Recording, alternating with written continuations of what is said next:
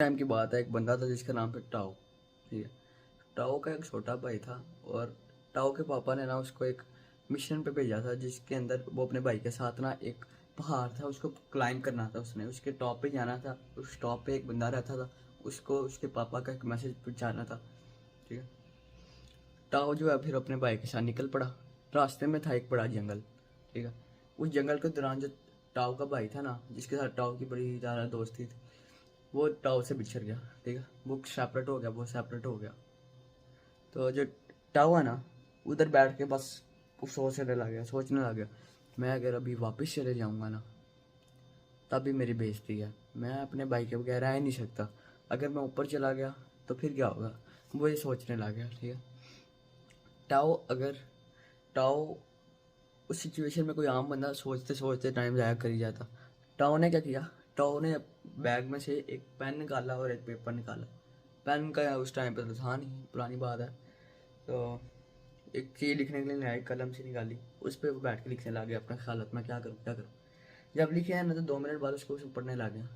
फिर उसको समझ आई कि उसके बड़े डर है, उसको बड़ा खौफ है कि उसका भाई इकलौता बंदा जो उसकी बात को समझता है। उसके भाई के अलावा टाओ की बात तो कोई नहीं समझता, ना टाओ को बात को पहचानता है, ना को मानता है। उस टाओ का भाई टाओ के लिए तकरीबन सब कुछ था। ये समझने के बाद टाओ जो है ना, वो इस चीज़ पे चला गया कि मिशन से इम्पोर्टेंट अभी उसका भाई है। तो इसलिए वो थोड़ा हाइट पे गया। उधर से उसने अपने भाई को ढूंढा, उसको आवाज़ दी, उसको फिर उधर बुलाया, फिर उसके बाद वो मिल के उन्होंने वो जर्नी ऊपर की। इस स्टोरी का मकसद ये है कि आप इस स्टोरी में एक ऐसा पॉइंट ढूंढो जिस पॉइंट अगर ना होना तो टाओ जो है ना, वो अपने भाई के साथ ना मिल पाता। ठीक है। और वो है वो पेपर पे लिखने वाली चीज़। उस पेपर पे लिखने वाली चीज़ को हम कहते हैं जर्नलिंग। आज के ज़माने के अंदर जर्नलिंग के बहुत से फ़ायदे हैं, जैसे कि इंसान का दिमाग क्लियर हो जाता है, उसकी एंग्जाइटी वगैरह गिर जाती है, क्लियरली सोच पाता है, इमोशंस को पीछे काट देता है और क्लियरली सोच पाता है, मेंटल हेल्थ इंप्रूव होती है और ओवरऑल वो बेटर चॉइसेस करता है। क्योंकि क्योंकि वो उनके बारे में पहले सोच के फिर उनको गा रहा है। इंसानों को जर्नलिंग की क्यों ज़रूरत है, यहाँ एक बंदे को जर्नलिंग की क्यों ज़रूरत है। देखो, इंसान अगर रोबोट होते हैं, रोबोट की तरह इमोशनलेस क्रिएचर्स होते हैं जिनके अंदर इमोशन ना होता, फिर जर्नलिंग की कोई ज़रूरत नहीं थी। लेकिन इंसान के अंदर इमोशंस होते हैं। इमोशंस की वजह से ना वो कुछ काम नहीं करता, कुछ करता है, वो इमोशंस उसको कंट्रोल कर रहे होते हैं। तो इमोशंस के साथ डील करने के लिए और उनको एक प्रैक्टिकल वे के अंदर एक ऐसे काम करो जो आपको इमोशंस फ़ायदा दें, आपको ज़िंदगी को नुकसान देने के बजाय, उसको आप जर्नलिंग भी कह सकते हो। जैसा कि मैंने बताया था कि जर्नलिंग जो होता है ना, वो ये काम होता है कि आप कोई पेपर लो, उसके ऊपर लिखो अपने ख्यालात। ठीक है। बस एक पेपर सा लो, उसके अंदर अपने ख्यालात वगैरह लिखने लग जाओ, या जो आपके दिमाग में आजकल जाता है, इसको आप जर्नलिंग कहते हो। ठीक है। सिंपल। अब जर्नलिंग की एग्जांपल आप इस तरह समझ सकते हो कि समझो कि एक हैंड फ्री है। अभी समझो कि मेरे हाथ में एक हैंड फ्री है। आपको पता है हैंड फ्री जिस तरह इकट्ठी होकर इस तरह बन जाती है, उस तरह ही ये समझो कि ये हैंड फ्री जो है ना, ये आपके ख्यालात है। ठीक है। जब आप जर्नल करते हो और उनको लिखते हो ना, तो आप ये क्या कर रहे होते हो कि जो हैंड फ्री है ना, उसको एक एक एक करके इसको सीधा कर रहे होते हो। जिस तरह आप अपने जर्नल के एंड पे पहुंचते हो ना, जब आपके कोई दिमाग में कंक्लूजन बनने लग जाता है, फिर समझो कि वो हैंड फ्री सीधी हो जाती है। आपके दिमाग के अंदर जो ख्यालों का मैस सा जो बना होता है ना, जिसकी वजह से आपको कुछ समझ नहीं आ रही होती, आप एक्शन नहीं ले पाते हो, वो जर्नलिंग उसको हल कर देता है। ठीक है। तो जर्नलिंग के अंदर सिंपल चीज़ ये है कि आप एक जर्नल रखो, एक रजिस्टर रखो, उसके अंदर आप एक पेन वगैरह रखो, और जब भी अपने दिन में एक टास्क रख लो कि मैंने यहाँ पे बैठ के जर्नलिंग करना है। ठीक है। अब जर्नलिंग जैसी और मेडिटेशन जैसी जो हैबिट्स होती हैं ना, ये ज़रा मुश्किल होती हैं। ठीक है। जिम वगैरह से भी मुश्किल होती हैं। क्यों? जिम वगैरह के अंदर बंदे का मोटिवेशन होता है कि मैं ये काम करूँगा, मैं ये करूँगा, मैं वर्कआउट करूँगा। नहीं होता इनके अंदर, बंदे ने सुकून से बैठना है, कोई डोपामिन नहीं मिल रही होती, कुछ नहीं मिल रहा होता। तो ये थोड़ी हार्ड है। तो इन हार्ड हैबिट के अंदर भी कंसिस्टेंसी जो होता है ना, जो कंसिस्टेंसी होता है, कल एक सेकंड वीडियो को पॉज करो, सांस लो, सांस। ठीक है। जहाँ सांस लो तो आपका पेट आगे जाना चाहिए, जब आप इनहेल करो तो आपका पेट आगे जाना चाहिए, एक्सहेल करो तो अंदर आना चाहिए। गहरा सांस लो।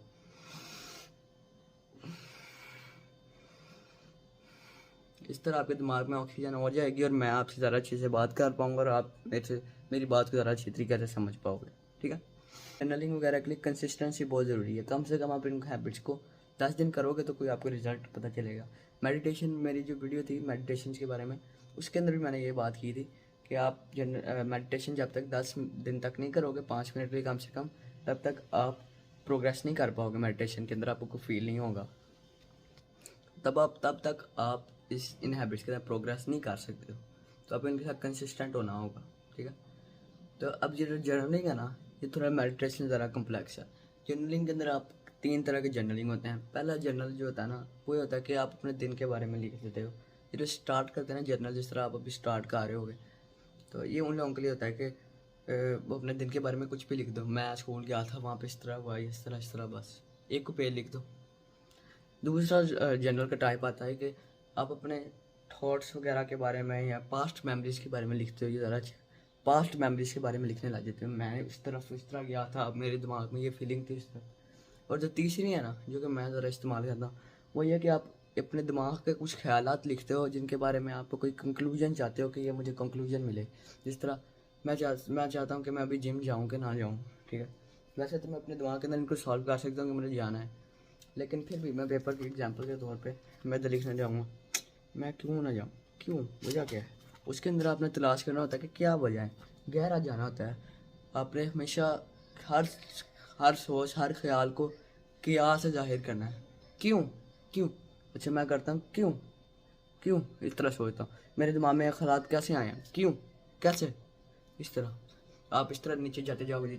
बताया था कि कंसिस्टेंसी बहुत इंपॉर्टेंट है आपके इन हैबिट्स के लिए, छोटी वाली हैबिट्स के लिए। तो कंसिस्टेंसी के लिए ना एक आप चीज़ है जो कि मैंने अभी नई अडॉप्ट किया, जिसका नाम है हैबिट ट्रैकर। वो भी मैं आपको दिखाता हूँ। अभी ये जो रिंग लाइट आने से वाला ना, दिखाता हूँ। ये हैबिट ट्रैकर होता है, ठीक है। ये मेरे को 3 बार ही लगाया है, ये कोई ना कोई फाड़ जाता है। मैंने सबको बता दिया, मैं सबको फाड़ दूंगा अगर इसको किसी ने फाड़ा। इसका नाम हैबिट ट्रैकर है। आपके जो हैबिट्स हैं उनको आप एक साइड पे लिखते हो, फिर डब्बे बनाते हो, ठीक है। डब्बे बन गए, और फिर आप जिस दिन वो हैबिट करते हो उसके बाद डब्बे को आप कलर कर देते हो, ठीक है। तो इसको बिल्कुल कॉपी करने की ज़रूरत तो है नहीं। पहले इसको मैं इधर लगा देता हूँ, 1 second, give me 1 second bros. हाँ, तो अब आपको इसको मेरी हैबिट्स को पूरा कॉपी करने की तो ज़रूरत नहीं है, लेकिन जो हैबिट के साथ आप कंसिस्टेंट होना चाह रहे हो, जिस तरह जर्नलिंग, मेडिटेशन वगैरह, आप उनको इसके ऊपर लिख सकते हो और इसका डब्बा बना सकते हो, ठीक है। जब भी आप एक दिन का एंड होगा उसके अंदर आप उस डब्बे को कलर कर दोगे, ठीक है। ये इसका ये फ़ायदा कि आप समझो कि एक पूरा लहदा एक बंदा है जो कि आपसे हर रोज पूछता है कि ये तुमने काम किया कि नहीं किया। तो ये आपके ज़्यादा चांसेस बढ़ा देता है कि आप वो काम करोगे। तो इस वीडियो से आप क्या लेके जाओ, आपके पास आपको मैं एक चैलेंज दे रहा हूँ, 10 दिन का चैलेंज है। चैलेंज ये है कि आपने 10 मिनट हर रोज़ मेडिटेट 10 मिनट हर रोज़ जर्नल करना है 10 दिनों के लिए, ठीक है। और फिर आपने मुझे कमेंट्स वगैरह के अंदर आकर बताना है कि आपकी ज़िंदगी पे क्या इम्पैक्ट आया है जर्नल करके, ठीक है। अल्लाह हाफिज़।